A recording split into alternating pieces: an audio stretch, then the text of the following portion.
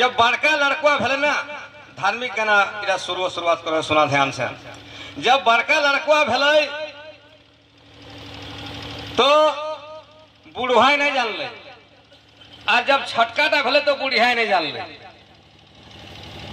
दियो में मन के जाने जाने नहीं यार मन बच्चा भई गले तो बड़टा कर जन्मटा एगो बड़टा कर जन्मटा एजे बापे जानई नाई गो छोटटा कर जन्मटा माये जानई नाई गो।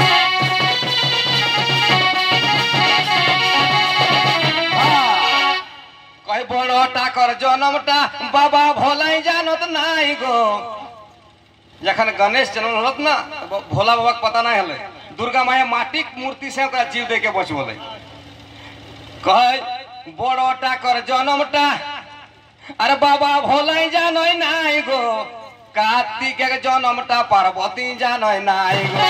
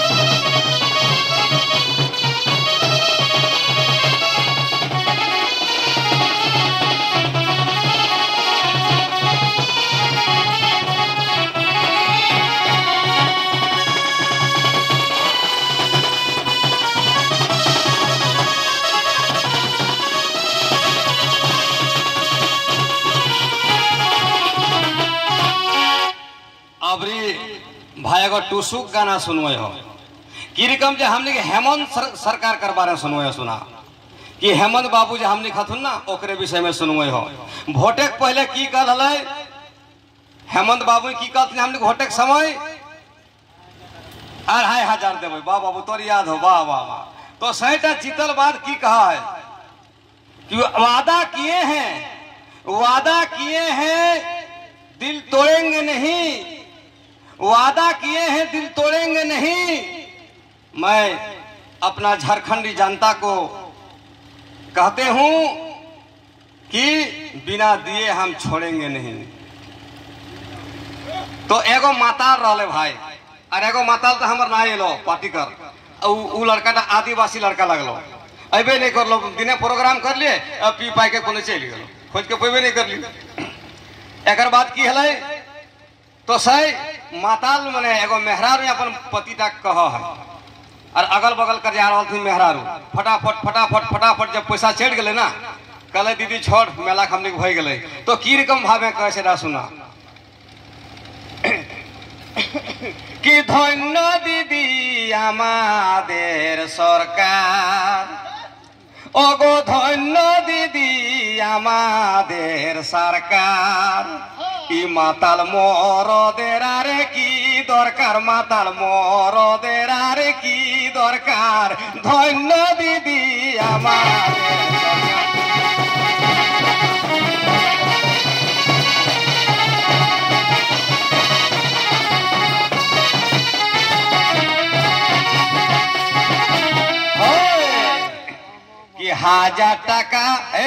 হাজার টাকা দিতে ছিল হইল 2500 হইল এবার 1000 টাকা দিতে ছিল ওগো 2500 হইল এবার ধন্য দিদি আমাদের সরকার এ মাতাল মরদের আর কি দরকার মাতাল মরদের আর কি দরকার ধন্য দিদি আমাদের সরকার।